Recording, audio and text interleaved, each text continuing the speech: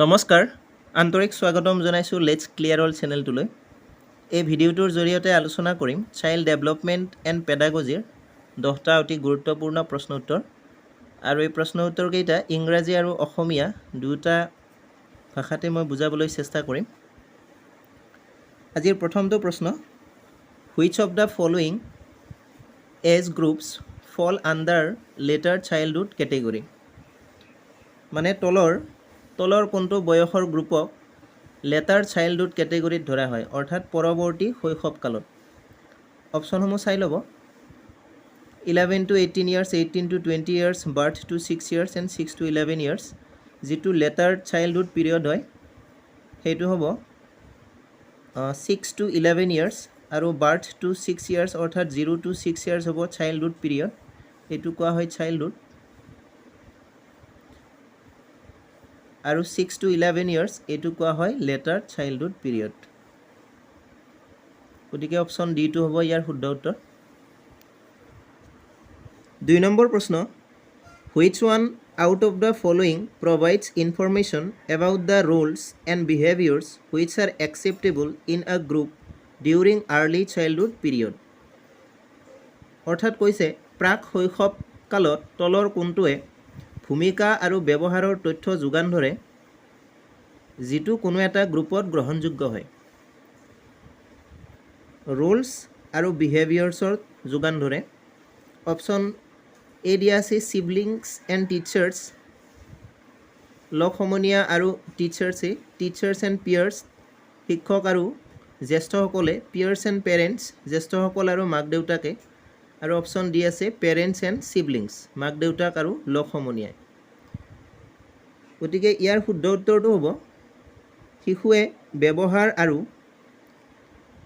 ভূমিকাৰ শিক্ষা লাভ কৰে বা তথ্য লাভ কৰে পেৰেণ্টছ আৰু চিবলিঙৰ পৰা। গতিকে অপশ্যন ডিটো হ'ব ইয়াৰ শুদ্ধ উত্তৰ। চাইল্ডহুড পিৰিয়ডত, চাইল্ডহুড অৰ্থাৎ শৈশৱকালত শিশুৱে পেৰেণ্টছ আৰু চিবলিঙৰ পৰা বিহেভিয়ৰ অৰ্থাৎ ব্যৱহাৰৰ তথ্য আহৰণ কৰিবলৈ সমৰ্থ হয়। 3 নম্বৰ প্ৰশ্ন, which of the given learning experiences does not facilitate meaningful learning for the children, অৰ্থাৎ তলৰ কোনটো শিকন অভিজ্ঞতাই শিশুক অৰ্থপূৰ্ণ শিকন যোগান নধৰে। মিনিংফুল লাৰ্ণিঙৰ যোগান নধৰে তলৰ কোনটোৱে যোগান নধৰে সুধিছে।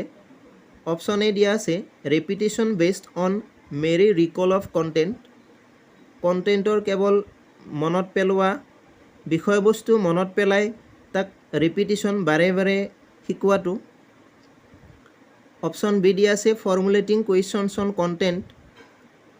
অৰ্থাৎ পদ্ধতিগতভাৱে প্ৰকাশ কৰা, কণ্টেণ্টটো পদ্ধতিগতভাৱে প্ৰকাশ কৰা। অপশ্যন চি দিয়া আছে discussion questions on the topic, বিষয়টোৰ প্ৰশ্নসমূহ আলোচনা কৰা, বিষয়টোৰ ওপৰত যিবোৰ প্ৰশ্ন সেইবোৰ আলোচনা কৰা। অপশ্যন ডি আছে প্ৰেজেণ্টেশ্যন অন দ্য টপিক, অৰ্থাৎ টপিকটো ভালদৰে উপস্থাপন কৰা, প্ৰেজেণ্টেশ্যন। আমাক সুধিছে কোনটোৱে অৰ্থপূৰ্ণ শিকনৰ যোগান নধৰে। গতিকে ইয়াত অপশ্যন এইটো হ'ব শুদ্ধ উত্তৰ, যিটো ৰিপিটেশ্যনৰ কথা কোৱা হৈছে। ৰিপিট কৰি থাকিলে আৰু কেৱল মনত পেলাই তথ্যসমূহ মনত পেলাই, ৰিকল, মেমৰাইজেশ্যন, ৰিপিটেশ্যন এই শব্দসমূহ পেডাগজিৰ ক্ষেত্ৰত সঠিক নহয়। গতিকে আৰু ৰিপিটেশ্যন কৰি থাকিলে কি হয়, ছাত্ৰ ছাত্ৰীসকল বৰ হ'ব পাৰে। গতিকে অপশ্যন এইটো হ'ব ইয়াৰ শুদ্ধ উত্তৰ। ৰিপিটেশ্যনৰ জৰিয়তে আৰু মেৰি ৰিকলৰ জৰিয়তে অৰ্থপূৰ্ণ শিকনৰ যোগান ধৰিব নোৱাৰি। 4 নম্বৰ প্ৰশ্ন, which one of the following is best suited for emotional development of children, তলৰ কোনটো শিশুৰ আৱেগিক বিকাশৰ কাৰণে সঠিক ৰূপত শুদ্ধ। অপশ্যন এ দিয়া আছে ডেম'ক্ৰেটিক ক্লাছৰুম এনভাইৰনমেণ্ট, গণতান্ত্ৰিক শ্ৰেণীকোঠাৰ পৰিৱেশ। Option B no involvement of the teachers, শিক্ষকৰ কোনো অংশগ্ৰহণ নোহোৱাকৈ। Option C controlled classroom environment, শ্ৰেণীকোঠাটো কণ্ট্ৰল কৰি অৰ্থাৎ নিয়ন্ত্ৰিত এটা শ্ৰেণীকোঠাৰ পৰিৱেশ। অপশ্যন ডি দিয়া আছে অথৰিটেৰিয়ান ক্লাছৰুম এনভাইৰনমেণ্ট, অৰ্থাৎ ব্যক্তি স্বাধীনতাৰ বিপক্ষে পক্ষপাতী হৈ সৃষ্টি কৰা এটা শ্ৰেণীকোঠাৰ পৰিৱেশ। আমাক সুধিছে তলৰ কোনটো আৱেগিক বিকাশৰ কাৰণে সঠিক হ'ব গতিকে এইটো হ'ব option A democratic classroom environment গণতান্ত্ৰিক শ্ৰেণীকোঠাৰ পৰিৱেশ এটাত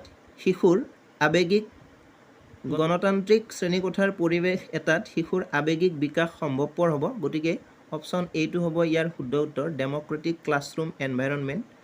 শিক্ষকৰ কোনো ইনভলভমেণ্ট নোহোৱাকৈ নাইবা কণ্ট্ৰল ক্লাছৰুম আৰু পক্ষপাতী শ্ৰেণীকোঠা এনেধৰণৰ কথাই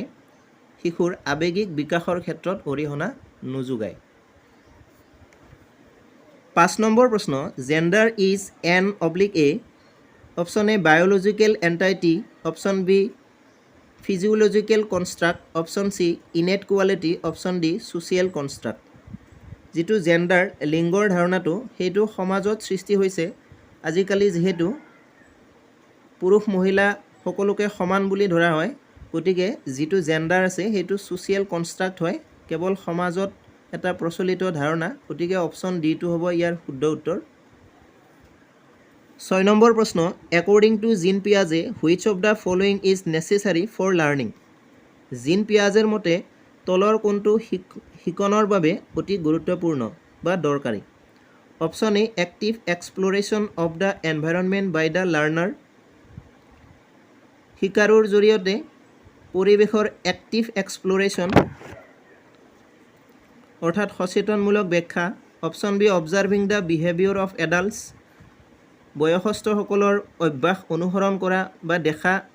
বা দৰ্শন কৰা বা পৰিদৰ্শন কৰা অপশ্যন চি বিলিভ ইন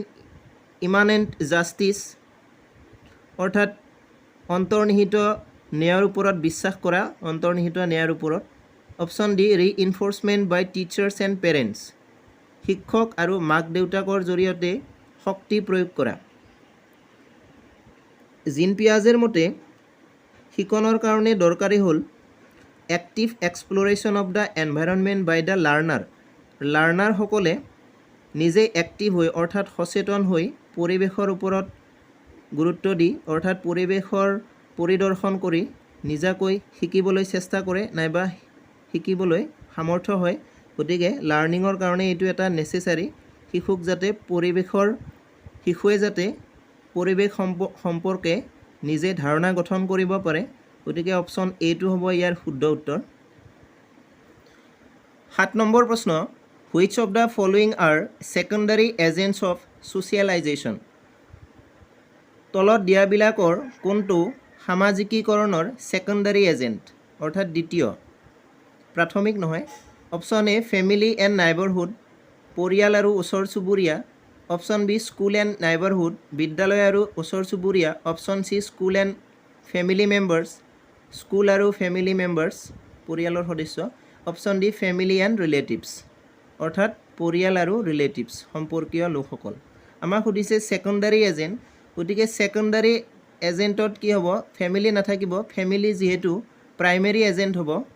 সামাজিকীকৰণৰ ক্ষেত্ৰত গতিকে য'ত ফেমিলি শব্দটো নাই সেইটো হ'ব ইয়াৰ শুদ্ধ উত্তৰ গতিকে অপশ্যন বিটো হ'ব ইয়াৰ শুদ্ধ উত্তৰ অপশ্যন ডিত ফেমিলি আছে অপশ্যন চিটো ফেমিলি আছে অপশ্যন এটো ফেমিলি আমি দেখিবলৈ পাইছোঁ আৰু ফেমিলি থকাটো কি হ'ব প্ৰাইমেৰী এজেণ্ট ছ'চিয়েলাইজেশ্যনৰ ক্ষেত্ৰত য'ত ফেমিলিটো নাই অৰ্থাৎ অপশ্যন বি স্কুল এণ্ড নাইবাৰহুড আছে গতিকে এইটো হ'ব ইয়াৰ শুদ্ধ উত্তৰ 8 নম্বৰ প্ৰশ্ন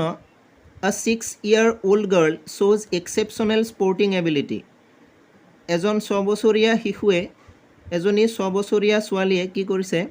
স্পৰ্টিঙৰ ক্ষেত্ৰত অৰ্থাৎ খেলৰ ক্ষেত্ৰত এক্সেপশ্যনেল এবিলিটি দেখুৱাইছে অসাধাৰণ সামৰ্থ্যতা both of her parents are sports person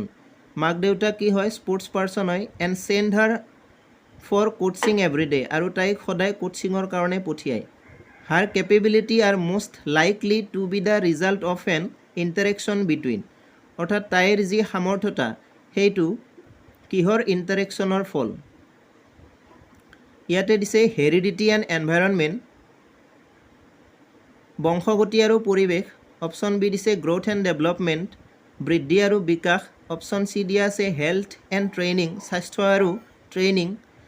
প্ৰশিক্ষণ অপশ্যন ডি দিয়া আছে ডিচিপ্লিন এণ্ড নিউট্ৰিশ্যন নিয়মানুৱৰ্তিতা আৰু পৰিপুষ্টি এতিয়া আমি যদি কথাখিনি ভালদৰে চাই লওঁ তাইৰ মাক দেউতাক আছিলে স্পৰ্টছ পাৰ্চন আৰু তাই কোচিঙৰ জৰিয়তেও শিকিছে অৰ্থাৎ পৰিৱেশৰ পৰাও শিকিছে গতিকে অপশ্যন এটো হ'ব ইয়াৰ শুদ্ধ উত্তৰ হেৰিডিটি এণ্ড এনভাইৰনমেণ্ট আৰু শিশুৰ শিক্ষণৰ ক্ষেত্ৰত বংশগতি আৰু পৰিৱেশৰ যথেষ্ট প্ৰভাৱ আছে গতিকে অপশ্যন এটো হ'ব ইয়াৰ শুদ্ধ উত্তৰ 9 নম্বৰ প্ৰশ্ন which of the following is the most effective method to encourage conceptual development in students তলৰ কোনটোৱে শিশুৰ ধাৰণাকৃত বিকাশৰ ক্ষেত্ৰত অনুপ্ৰেৰণা দিয়াৰ কাৰণে ইফেক্টিভ মেথড তলৰ কোনটো শিশুৰ ধাৰণাগত বিকাশৰ বাবে অনুপ্ৰেৰণা দিয়াৰ ইফেক্টিভ মেথড সেইটো সুধিছে আমাক অপশ্যন এ দিয়া আছে new concepts need to be understood on their own without reference to the old ones মানে শিশুৱে নতুন যিবিলাক কনচেপ্টছ আছে নতুন ধাৰণা সেইবোৰ নিজেই শিকিব লাগিব পুৰণি কোনো জ্ঞানৰ সহায় নোলোৱাকৈ option B replace the students incorrect ideas with correct ones by asking them to memorise শিশুৱে কি কৰিব যিবিলাক ভুল আইডিয়াজ আছে ভুল ধাৰণা সেইবোৰ শুদ্ধ ধাৰণাৰ জৰিয়তে সেইবোৰ আঁতৰাই দিব আৰু এইটো কেনেকৈ কৰিব সিহঁতক মেমৰাইজ কৰিবলৈ কোৱা হ'ব অৰ্থাৎ মুখস্থ কৰি বা মনত পেলাই এইটো তেওঁলোকক কৰিবলৈ দিয়া হ'ব অপশ্যন চি দিয়া আছে give students multiple examples and encourage them to use reasoning ছাত্ৰ ছাত্ৰীক বিভিন্ন ধৰণৰ উদাহৰণ দিব লাগে আৰু সিহঁতক অনুপ্ৰেৰণা দিব লাগে ৰিজনিং ইউজ কৰিবলৈ অৰ্থাৎ যুক্তি ব্যৱহাৰ কৰিবলৈ আৰু অপশ্যন ডি দিয়া আছে ইউজ পানিছমেণ্ট টিল students have made the required conceptual changes ছাত্ৰ ছাত্ৰীয়ে প্ৰয়োজনীয় ধাৰণাৰ পৰিৱৰ্তন নঘটালৈকে সিহঁতক পানিছমেণ্ট দিব লাগে পেডাগজিৰ ক্ষেত্ৰত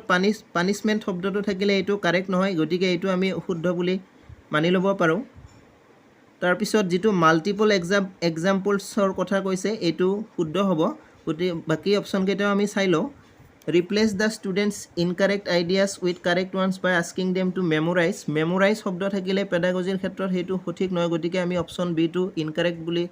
ভাবি ল'ব পাৰোঁ অপশ্যন এটোত দিয়া আছে new concepts need to be understood on their own without reference to the old ones without reference to the old ones এইখিনি কথা সঠিক নহয় পেডাগজিৰ ক্ষেত্ৰত গতিকে আমি অপশ্যন এটো বাদ দিব পাৰোঁ গতিকে অপশ্যন চিটো হ'ব ইয়াৰ শুদ্ধ উত্তৰ